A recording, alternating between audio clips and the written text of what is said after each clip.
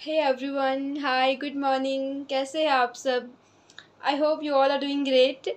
In this video we are going to start our class 12th history chapter number 1, bricks, beads and bones. Okay, the Harappan civilization को समझने वाला है। तो आप सोच रहे होंगे कि ये चैप्टर का नाम ब्रिक्स, बीट्स एंड बोन्स क्यों है, यानी कि ऐसा अजीब सा चैप्टर का नाम क्यों है। तो इसके पीछे रीज़न है क्योंकि जब हमारे आर्कियोलॉजिस्ट एक्सकवेट किए थे, यानी जब खुदाई किए थे हड़प्पन सिविलाइजेशन में, अभी आप धीरे धीरे सब समझ जाइएगा कि हड़प्पन सिविलाइजेशन क्या होता है। तब हमें कुछ ब्रिक्स मिले थे, यानी ईंटें मिले थे, कुछ बीट्स मिले थे, यानी कि कुछ मोतियाँ मिली है, और कुछ बोन्स मिले हैं, जैसे कि कुछ हड्डियाँ मिले हैं।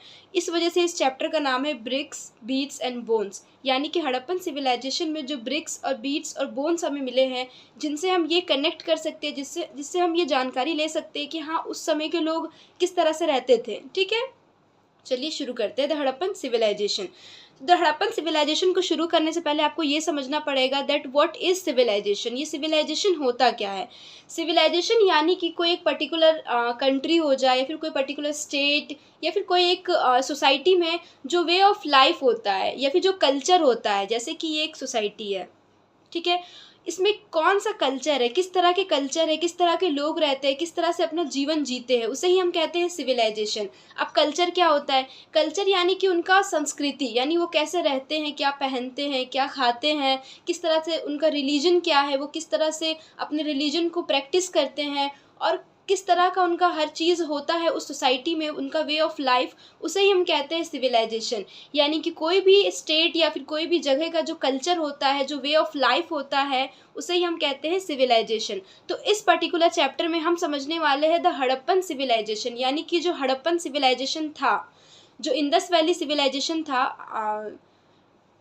लेट मी क्लियर, जो हड़प्पन सिविलाइजेशन है उसका एक और नाम है, उसे हम इंडस वैली सिविलाइजेशन भी कहते हैं। अब क्यों कहते हैं, कैसे नाम पड़ा, सब आप समझ जाओगे। ठीक है, तो हड़प्पन सिविलाइजेशन को समझने से पहले आपको पूरा उसका मैप को समझना पड़ेगा कि हड़प्पन सिविलाइजेशन में आखिर था कहाँ। तो ये हड़प्पन सिविलाइजेशन इंडिया में था, जो कि अभी हमारा पार्टीशन हो गया तो पाकिस्तान में चला गया। तो हड़प्पन सिविलाइजेशन, ये पूरा जो सिविलाइजेशन है, इसी यही रीज़न में हड़प्पन सिविलाइजेशन हुआ करता था। यानी कि इंडिया का वन ऑफ द मोस्ट या फिर ओल्डेस्ट, इंडिया का सही और वर्ल्ड का ओल्डेस्ट सिविलाइजेशन माना जाता है हड़प्पन सिविलाइजेशन को। जैसे कि मेसोपोटामिया, यानी कि आप क्लास 11th में पढ़े होंगे, चैप्टर नंबर 1 ही था शायद, चैप्टर नंबर 1, हाँ चैप्टर नंबर 1 और 2। जो इराक में जो सिविलाइजेशन था, मेसोपोटामियन सिविलाइजेशन, उसके कंटेम्प्रेरी यानी उसके साथ साथ में ये हड़प्पन सिविलाइजेशन चल रहा था। तो आप सोच सकते हो कि कितना पुराना सिविलाइजेशन है जो कि इंडिया में लाई करता था। ठीक है, तो ये पूरा मैप है हड़प्पन सिविलाइजेशन का। हड़प्पन सिविलाइजेशन में दो बड़े नाम हमेशा याद रखिएगा आप, एक है हड़प्पा और एक है मोहनजोदाड़ो। हड़प्पा आता है रावी नदी के किनारे, और हड़प्पा को एक्सकवेट किए, यानी हड़प्पा को किसने खोजा है? दयाराम साहनी जी ने। कब? 1921 में।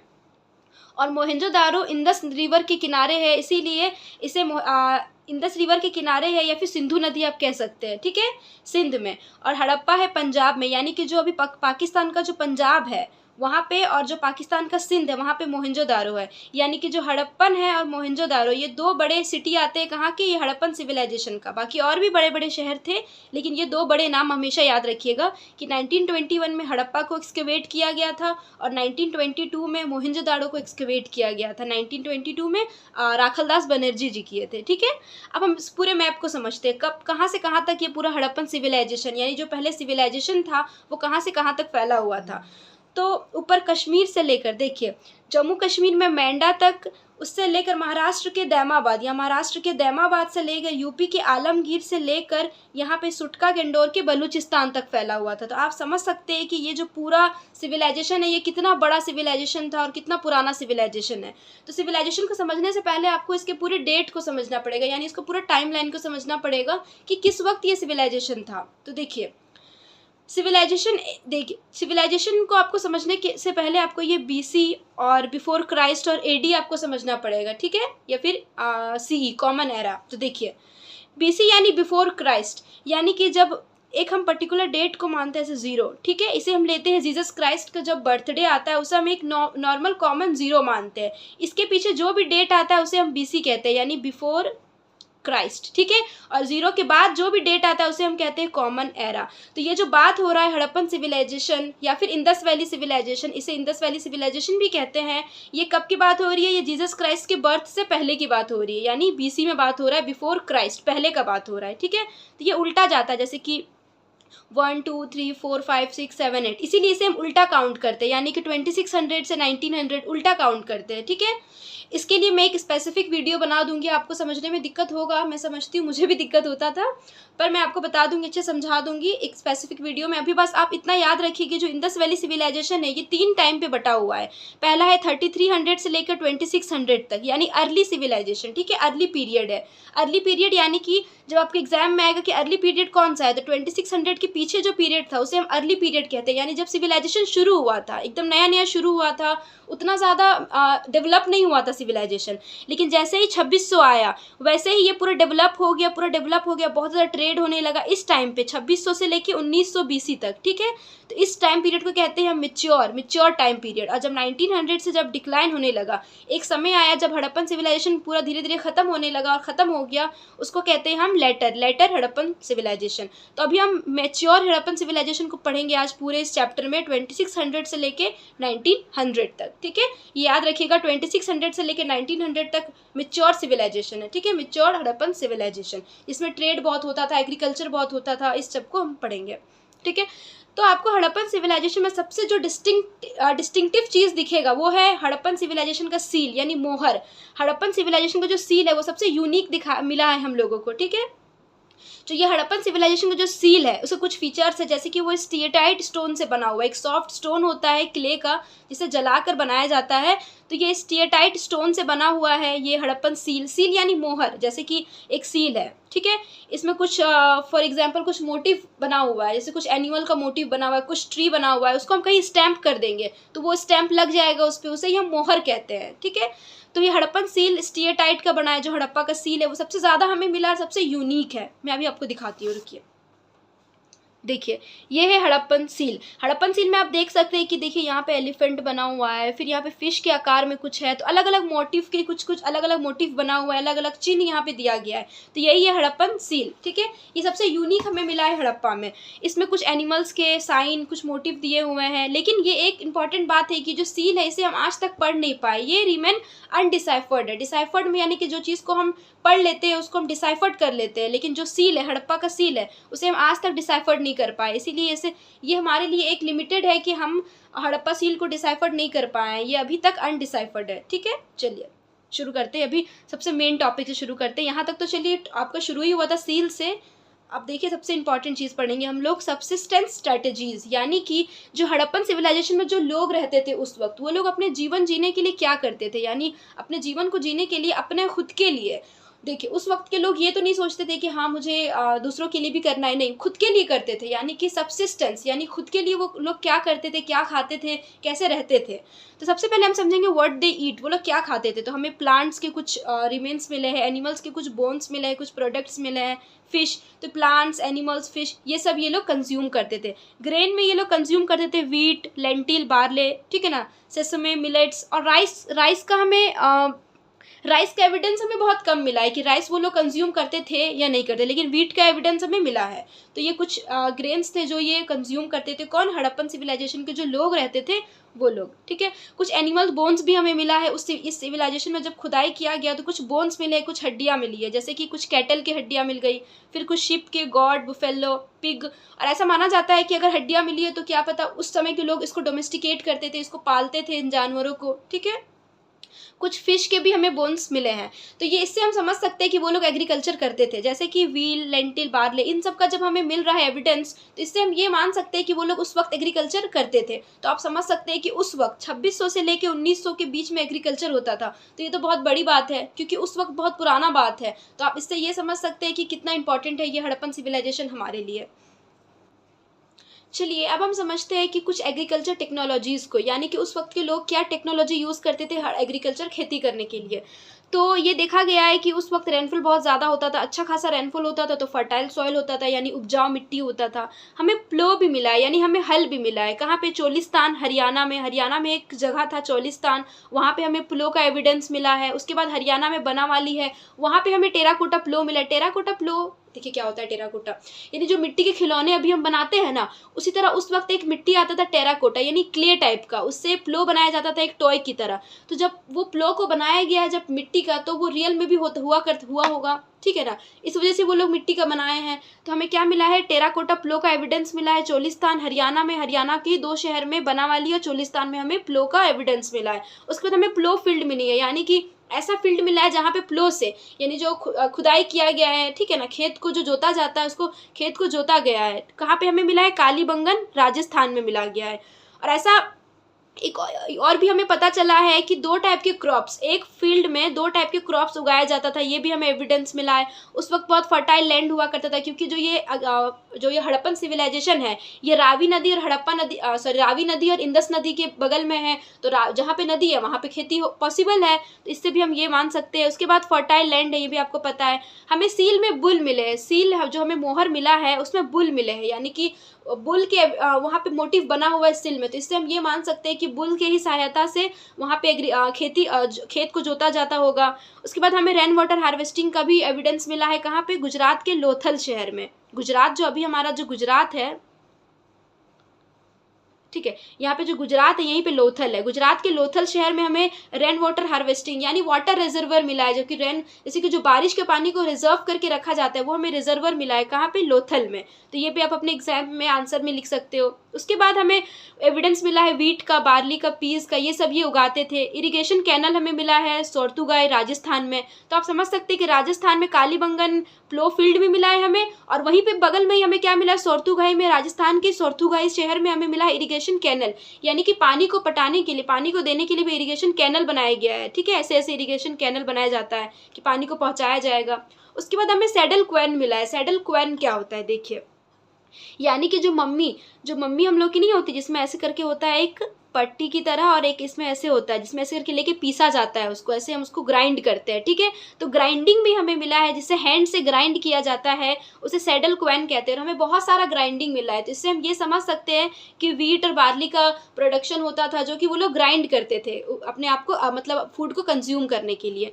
तो ये सब कुछ हमें एविडेंस मिले है कि इससे हम ये जान सकते हैं कि उस वक्त एग्रीकल्चर बहुत अच्छे से होता था। उस वक्त के लोगों को रेन वाटर हार्वेस्टिंग के बारे में पता था, ये बहुत बड़ी बात है। उस वक्त के लोगों को प्लो के बारे में पता था, हल के बारे में पता था, तो ये सब बहुत बड़ी बात है। ठीक है, उस वक्त के लिए। अभी के लिए तो आपको लग रहा होगा कि छोटा सा बात है, लेकिन नहीं, उस वक्त बहुत पुराने टाइम की बात हो रही है। चलिए आप शुरू करते हैं मोहनजोदारो। अब मोहनजोदारो सब सुनने से पहले आपको ये समझना पड़ेगा कि ये मोहनजोदारो है क्या। चलिए, तो मोहनजोदाड़ो हड़प्पन सिविलाइजेशन का एक बहुत ही प्लान्ड और बहुत ही बेस्ट शहर माना जाता था। ठीक है, तो मोहनजोदाड़ो को एक्सकेवेट किसने किया है? राखलदास बनर्जी, आर.डी. बनर्जी ने किया है। कब? 1922 में मोहनजोदाड़ो को किसने खोजा है? आर.डी. बनर्जी जी ने। तो ये एक प्लान्ड अर्बन सेंटर है, यानी कि पूरे हड़प्पन सिविलाइजेशन में 2 बहुत मेन अर्बन सिटी थे, जो कि हड़प्पा है, एक पहला हड़प्पा और दूसरा है मोहनजोदाड़ो। अभी मैं बार बार कह रही हूँ हड़प्पा हड़प्पन सिविलाइजेशन, तो आपको मैं ये बता दूं कि हड़प्पा एक पहला शहर है, पहला सिटी है जो एक्सकेवेट किया गया था। जो पूरा ये सिविलाइजेशन है, जिसका पहला शहर किसको खोजा गया था? हड़प्पा को, इसीलिए इसे कहते हैं हड़प्पन सिविलाइजेशन। ठीक है, चलिए, हड़प्पा को किसने खोजा था? दयाराम साहनी जी ने 1921 में। अभी हम मोहनजोदाड़ो के बारे में पढ़ेंगे। ये एक प्लान अर्बन सेंटर था, ये एक अर्बन था, एक शहर था मोहनजोदाड़ो। ठीक है, मोहनजोदाड़ो को माउंट ऑफ डेड भी कहा जाता है। माउंट ऑफ डेड मतलब यानी कि यहाँ पे बहुत सारे डेड बॉडीज मिले हैं, बहुत सारे डेड बॉडीज का जो हेड होता है वो हमें मिला है। कहाँ पे? मोहनजोदाड़ो में मिला है, तो माउंट ऑफ डेड भी इसे कहते हैं। तो जो मोहनजोदारो है ये बहुत प्लान्ड सिटी है। प्लान्ड यानी कि इसको प्लान करके बनाया गया है। जैसे अभी नोएडा सिटी बनाई गई है दिल्ली के पास, तो वो एकदम बिल्कुल प्लान सिटी है, यानी पूरा प्लान करके बनाया गया है कि हाँ यहाँ पे मॉल होगा, यहाँ पे ऐसे स्ट्रीट्स होंगे, यहाँ पे ये होगा, यहाँ पे बिल्डिंग्स होंगे, यहाँ पे ऑफिस होगा, यहाँ पे गवर्नमेंट ऑफिस होगा। इस तरह से पूरा एक प्लान करके बनाया गया है, ऐसे नहीं कि बस बना दिया गया है, नहीं, प्लान करके बनाया गया है। उसी तरह मोहनजोदारो एक प्लान सिटी है, इसे प्लान करके बनाया गया है। कैसे इसे प्लान करके बनाया गया है कि इसे 2 भागों में बांटा गया है। पहला है सिटाडेल और दूसरा है लोअर टाउन। सिटाडेल और लोअर टाउन, यानी कि सिटाडेल में जो रिच लोग हैं वो लोग रहेंगे, और जो लोअर टाउन है जो थोड़े आर्टिजन्स है, यानी जो जैसे कि जो पेजेंट्स है, आर्टिजन्स है, जो ट्रेड करते हैं, जो कुछ क्राफ्ट बनाते हैं, वो लोग रहते थे लोअर टाउन में। तो मोहनजोदाड़ो को दो, जैसे कि अभी भी शहर में आप देखते होंगे एक स्लम एरिया होता है और एक बहुत फ्लैट जहाँ पे बड़े बड़े बिल्डिंग्स होते हैं, दो टाइप का एरिया होता है, दोनों बटा हुआ है, बाइफरकेट किया गया है। उसी तरह सिटाडेल को और लोअर टाउन को सेपरेट बनाया गया है, प्लान करके बनाया गया है। सिटाडेल भले ही छोटा है, देखिए सिटाडेल जैसे कि ये पूरा लैंड है, तो सिटाडेल को एक ऊंचे में बनाया गया, हायर रीजन में बनाया गया है, ठीक है। लेकिन ये छोटा है, स्मॉलर है, लेकिन हायर रीजन में बनाया गया, और ये लार्जर है, यानी बहुत बड़ा है। ये जो लोअर टाउन है ये बहुत बड़ा है, और जो सिटाडेल टाउन है ये थोड़ा छोटा है, लेकिन ये बहुत ऊंचे एरिया में बनाया गया है कि जो लोअर टाउन से लोगों से, जो मतलब यानी कि जो नीचे के लोग हैं उससे दूर रहे हम। और जो लोअर टाउन बनाया गया ये बहुत बड़ा बनाया गया है, लेकिन ये क्या किया गया है, इसको लोअर में बनाया गया, यानी ये नीचे बनाया गया। देखिए लैंड इसे नीचे बनाया गया, दो ये फोर्टिफाइड है, ये भी फोर्टिफाइड है, लेकिन इसको फोर्टिफाइड किया गया है। फोर्टिफाइड यानी किलेबंदी किया गया, किले नहीं कह सकते हम, यानी फोर्टिफाइड कर दिया गया है, ऐसे दीवार बना दिया है कि इससे सेपरेट होने के लिए। तो सिटाडेल और लोअर टाउन को सेपरेट कर दिया गया है मोहनजोदाड़ो में, ये भी एक प्लान करके बनाया गया है, ठीक है। तो जैसे ये इंदस बह रही है, ठीक है, ये पूरा मोहनजोदारो का ही एग्जांपल है। ये इंदस है, इंदस के जस्ट सामने लोअर टाउन है, उसके बाद थोड़े दूर में सिटाडेल है। अब आपके माइंड में ये आ सकता है कि रिवर के बगल में लोअर टाउन क्यों है, कि अगर कभी बाढ़ आ जाए तो लोअर टाउन है वही डूबे, जो अमीर लोग हैं वो क्यों डूबेंगे, इस वजह से शायद प्लान किया गया हो, ठीक है ना। तो हमें अपर टाउन में, यानी कि जो स्मॉलर है लेकिन हायर जो सिटाडेल टाउन है, उसमें हमें क्या क्या मिला है उसे हम समझेंगे। सबसे पहले जो ऐसे इसमें हमें रेक्टेंगुलर बाथ मिला है, एक ग्रेट बाथ मिला है, ठीक है, एक स्विमिंग पूल टाइप का एक बात मिला है, जिससे ये सोचा जाता है कि शायद रिलीजियस बात होगा, या फिर कोई रिलीजियस मैटर के लिए होगा, या फिर लोग वहाँ पे बस हफ्ते में एक दिन नहाने के लिए जाते होंगे, ऐसा हो सकता है। एक हमें ग्रेनरी मिला है, ग्रेनरी यहाँ यानी कि जहाँ पे बहुत सारे ग्रेन्स को स्टोर करके रखा जाता है कि अगर फ्यूचर में कभी फेमाइन आ जाए, या फिर कभी सूखा पड़ जाए, या फिर फ्लड आ जाए, तो ये काम आएगा, स्टोर हाउस, ठीक है। हमें बहुत सारे बड़े बड़े बिल्डिंग्स दिखते हैं, कहाँ पे, यहाँ पे सिटाडेल में। सिटाडेल में देखिए कि यहाँ पे जैसे कि ये ग्रेट बाथ है, यानी कि रेक्टेंगुलर बाथ, जैसे कि ये सपोज करिए ये ग्रेनरी है, ये बड़े बड़े बिल्डिंग्स है जहाँ पे बड़े बड़े लोग रहते हैं। यहाँ पे एंट्री गेट है, देखिए पूरा दीवार से पूरा सेपरेट कर दिया गया है इनसे, यानी पूरा दीवार बना दिया गया है कि जो इन लोगों है इनसे अलग रहना है। उसके बाद एक एंट्रेंस गेट है, कहाँ पे, सिटाडेल में।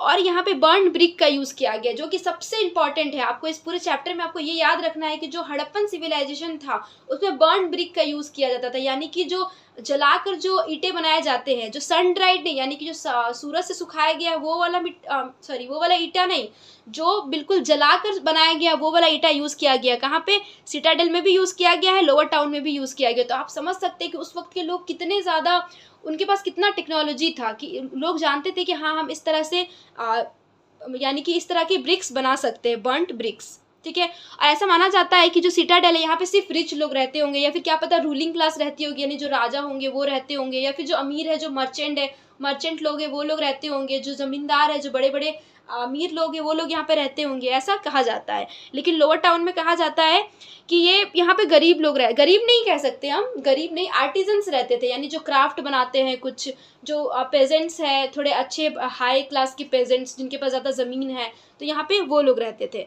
लोअर टाउन को ग्रिड पैटर्न ने बनाया गया। ग्रिड पैटर्न को देखिए कैसे क्या होता है ग्रिड पैटर्न, यानी कि जो रोड है वो 90 डिग्री में कट कर रहा है, जैसे देखिए ऐसे, जैसे कि ये रोड है, बीच में देखिए रोड बनाया गया, फिर ऐसे रोड बनाया गया, अब बस साइड साइड में क्या बनाया गया, फ्लैट्स बना दिया गया, बिल्डिंग्स बनाया गया। ऐसा नहीं कि बस कहीं भी बना दिया गया, पूरा प्लान करके बनाया गया। अब अभी भी नोएडा शहर को देखिए जाके पूरा प्लान करके बनाया गया, उसके पूरे स्ट्रीट्स को प्लान किया गया है, पूरे बिल्डिंग्स को प्लान करके बनाया गया है। उसी तरह इसमें जो देखिए जैसे कि यहाँ बिल्डिंग्स बनाया गया है, बीच में रोड जा रहा है, तो ऐसा नहीं है बीच में स्ट्रीट भी जा रहा है, ऐसा नहीं कि कुछ भी कहीं भी कोई घर बना दे रहा है, एकदम बराबर एकदम हिसाब से सब बनाया है। तो ग्रिड पैटर्न में बनाया गया, जो रोड है वो 90 डिग्री में कट कर रहे हैं एक दूसरे को। तो यहाँ पे आर्टिशंस, लेबर्स या फिर स्मिथ्स, यानी कोई जैसे गोल्ड स्मिथ हो गए, लोहार, सोनार, ये लोग यहाँ पे रहते थे, कहाँ पे, लोअर टाउन में। और ये भी फोर्टिफाइड होता था, यानी कि इसमें भी इसको भी सेपरेट कर लिया जाता था कि कोई कहीं से ऐसे कि अगर बाढ़ भी आ जाए तो इससे पानी पार ना हो जाए, फिर कोई जानवर ना आ जाए, इसे भी यहाँ से मतलब सेपरेट कर लिया जाता था दीवार से। और इसे भी, तो ये था सिटाडेल और ये था लोअर टाउन। तो आप देख सकते हैं कि कितना प्लान करके बनाया गया है। ऐसा नहीं कि बस बिल्कुल बना दिया, पूरा प्लानिंग के साथ बनाया गया है कि हाँ ऐसे सिटाडेल अलग होगा, जो रिच लोग हैं उनके लिए सिटाडेल होगा, जो मिडिल क्लास है उनके लिए लोअर टाउन होगा। तो इस तरह से पूरा सोच समझ कर बनाया गया है, इसीलिए हम इसे कहते हैं प्लान्ड अर्बन सेंटर मोहनजोदारो को। चलिए, अभी तो हम मोहनजोदारो के बारे में बात की है, अब हम पूरे हड़प्पन सिविलाइजेशन के टाउन प्लानिंग के बारे में बात करेंगे कि जो पूरा हड़प्पन सिविलाइजेशन था, जो इंडस वैली सिविलाइजेशन, मैं इंडस भी कहूँगी, हड़प्पा भी कहूँगी, आपको कंफ्यूज नहीं होना है, राइट। तो जो हड़प्पन सिविलाइजेशन था उसकी प्लानिंग के बारे में समझेंगे कि टाउन प्लानिंग कैसे किया गया था, यानी जो इतने अच्छे अच्छे शहर बनाए गए थे कैसे बनाए गए थे। चलिए, तो हम कैसे समझ सकते हैं कि टाउन को प्लान करके बनाया गया था। इसका एक बेस्ट एविडेंस है कि जो हमें ब्रिक्स मिले हैं, जो हमें मड ब्रिक्स मानो या फिर बर्न्ट ब्रिक्स मानो, वो स्टैंडर्डाइज रेशियो के हैं। यानी कि स्टैंडर्डाइज रेशियो होता है जैसे कि एक रेशियो हो गया 2:1। फॉर एग्जाम्पल 2:1 के हम क्या बनाएंगे, ब्रिक्स बनाएंगे, ईंटें बनाएंगे। तो जो पूरा हड़प्पन सिविलाइजेशन था हर जगह हमें इसी स्टैंडर्डाइज्ड रेशियो का मिला है। ऐसा नहीं कि कहीं पे कुछ बड़ा बना दिया गया, कहीं पे छोटा बना दिया गया ईंटा, कहीं पे बहुत छोटा ईंटा बना दिया, कहीं पे बहुत बड़ा ईंटा बना दिया, ऐसा बिल्कुल नहीं है। सब जगह जो ईंटे का शेप है वो बिल्कुल सेम है। तो इससे हम ये समझ सकते हैं कि कोई तो प्लानिंग कर रहा था, कोई तो हेड बैठा हुआ था एकदम सेंटर पे कि हाँ ऐसे ऐसे प्लान किया जाएगा, ऐसे स्ट्रीट्स जाएगा, जो रोड है वो 90 डिग्री में कट करेगी, तो इस तरह से कुछ बनाया गया था, राइट। तो यही मैं आपको समझाना चाह रही हूँ कि जो प्लान टाउन है कैसे हम समझ सकते हैं। तो एक स्टैंडर्डाइज रेशियो का हमें क्या मिला है, हमें ब्रिक्स मिले हैं, ईंटें मिले हैं। तो इससे हम ये समझ सकते हैं कि कोई तो प्लानिंग कर रहा होगा ऊपर में बैठकर। उसके बाद हमें ड्रेनेज मिले, वहाँ सबसे बेस्ट टाउन का हमें क्या मिला है, जो हड़प्पा है या फिर मोहनजोदड़ो या फिर और भी कोई बड़े शहर है, उसका सबसे बेस्ट हमें मिला है ड्रेनेज। यानी कि उस वक्त के ड्रेनेज जो था उसका फैसिलिटी बहुत अच्छा था। जो हड़प्पन सिविलाइजेशन था उसका जो ड्रेनेज था बहुत ही इंप्रेसिव था, बहुत ही प्लान करके बनाया गया था। ऐसा नहीं था कि कहीं भी कोई पानी बहा रहा है, जैसे अभी बहाते हैं लोग, ठीक है ना, शहरों में भी बहाते हैं और गांव में तो बहता ही है। तो ऐसा नहीं है, उस टाइम पूरा प्लान करके बनाए गए थे कि हाँ ऐसे स्ट्रीट्स जाएगा, ठीक है ना। जो ड्रेन्स थे वो ग्रिड पैटर्न में बनाए गए थे, जैसे कि ये घर है, ठीक है, और यहाँ पे जैसे कि बना दिया गया है ड्रेन, फिर यहाँ पे जैसे घर है तो फिर इधर से ड्रेन ऐसे गया, ऐसे करके पूरा पैटर्न के साथ बनाया गया। ऐसा नहीं कि कहीं पे कोई पानी निकाल रहा है, ठीक है। जो ड्रेन है वो कवर्ड है, जैसे कि ड्रेन बनाया गया उसको कवर कर दिया गया है कुछ पत्थर से या फिर कुछ ईंटे से, ताकि जो उसमें ताकि वो उसमें बॉल ना चल जाए, क्रिकेट खेलोगे तब, ऐसा बिल्कुल नहीं है। ताकि जो इसमें स्मेल हो, जो उससे गंदगी है वो बाहर ना आए, जो स्मेल है वो बाहर ना आए। यानी उस वक्त के लोग हाइजीन को बहुत मेंटेन करते थे, ठीक है। सबके घर में अपना अपना खुद का बाथरूम था, और सारे जो भी बाथरूम था वो किससे बना हुआ था, ब्रिक से बना हुआ था। और जो बाथरूम का जो नाल जैसे कहते हैं ये घर है, ठीक है, तो बाथरूम का जो स्ट्रीट है वो बाहर के स्ट्रीट के ड्रेन, जो बाथरूम का ड्रेन है वो बाहर के स्ट्रीट के ड्रेन से ऐसे करके मिलता था। तो इससे क्या होता था, ये भी पूरा इसको ढक दिया जाता था। तो इससे आप ये समझ सकते हैं कि कनेक्ट था स्ट्रीट ड्रेन से, जो घर का बाथरूम का जो ड्रेन है उससे कनेक्ट कर दिया जाता है स्ट्रीट के ड्रेन से। कालीबंगल में बहुत सारे प्राइवेट वेल्स भी मिला है कि हाँ सबके अपने अपने प्राइवेट वेल्स होते थे, अपने अपने प्राइवेट कुआं होता था जिससे लोग पानी कंज्यूम करते थे। तो एक ड्रेनेज के बारे में हमें पता चलता है कि टाउन में बहुत अच्छा खासा ड्रेनेज का प्लानिंग करके बनाया गया था, ग्रिड पैटर्न में बनाया गया था, एक अच्छा खासा हाइजीन को मेंटेन किया गया था। सेकंड हमें पता चलता है कुछ बिल्डिंग्स के बारे में, आर्किटेक्चर के बारे में। बहुत सारे बिल्डिंग्स बनाए गए थे प्लान करके। जैसे जो बिल्डिंग्स बनाए गए थे, कुछ बिल्डिंग्स प्राइवेट बिल्डिंग्स थे, जैसे कि जो प्राइवेट बिल्डिंग्स यानी कि जो मेरा खुद का प्राइवेट घर है उसे प्राइवेट बिल्डिंग मैं बोलूँगी, ठीक है। तो सबका खुद का कोर्टयार्ड होता था, अपना खुद का बाथरूम होता था सबके घर में, सबके, जैसे कि चलिए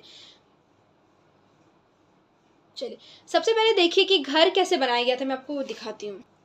देखिए इस तरह का घर बनाया जाता है, जैसे कि ये एंट्री है और जो एंट्रेंस है उससे आप अंदर का कुछ भी नहीं देख सकते हो। यानी कि जो क्या पता ये किचन हो, ठीक है ना, ये किचन हो, तो जो एंट्रेंस गेट है बाथरूम जैसे कि, ठीक है ना, तो जो एंट्रेंस गेट है आप इससे ये नहीं जान सकते कि अंदर में क्या हो रहा है, कि इस तरह से बनाया ही गया था। देखिए एंट्रेंस आप यहाँ खड़ा होकर नहीं देख सकते कि इसके घर में क्या हो रहा है, ठीक है ना।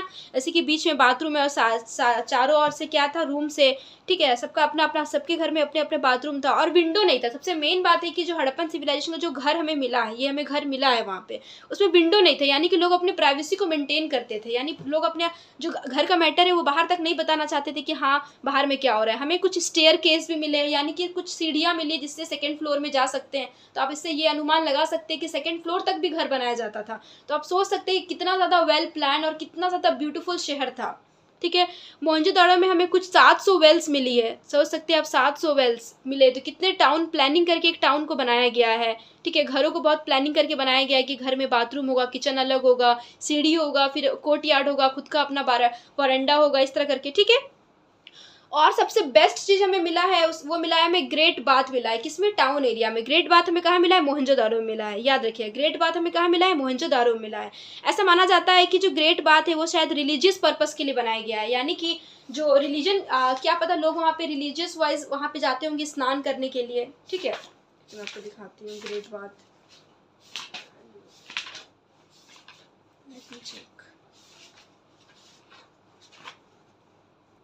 देखिए ये है ग्रेट बाथ। देखिए नहीं, ये बीच में ग्रेट बाथ है और चारों साइड क्या है? रूम है। जैसे कि यहाँ पे, और जो यहाँ देखिए ये जो ड्रेन आपको दिख रहा है यहाँ पे कनेक्ट है।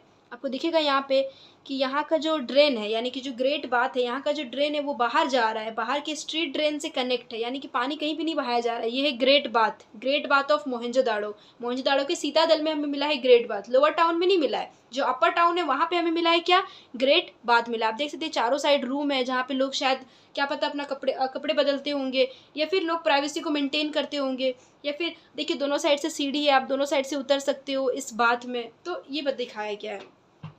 तो ग्रेट बात बताया गया है कि मोहनजोदाड़ो में रिलीजियस पर्पस के लिए भी हो सकता था, या फिर कुछ और के लिए होता था, क्या पता वहाँ पे बड़े लोग जाते होंगे हमेशा, मतलब मौज मस्ती के लिए बनाया गया होगा। अभी हम ये कंफर्म नहीं किस लिए बनाया गया था, लेकिन हम देख सकते हैं किस तरह से टाउन को कितने ब्यूटीफुली प्लान करके बनाया गया था। जो मोहनजोदाड़ो था या फिर जो हड़प्पा था उसे कितना प्लान करके बनाया गया था। सब में अच्छा खासा ड्रेनेज था, हाइजीन को मेंटेन किया जाता था। आई होप वीडियो थोड़ा लंबा हो गया है। चलिए आज के लिए इतना ही, मिलते हैं नेक्स्ट पार्ट पे। तब तक के लिए बाय बाय, जय हिंद। अभी ये वीडियो मैं 3 पार्ट्स में कंप्लीट करूँगी। ये फर्स्ट पार्ट है, सेकंड और थर्ड में पूरा चैप्टर कंप्लीट हो जाएगा।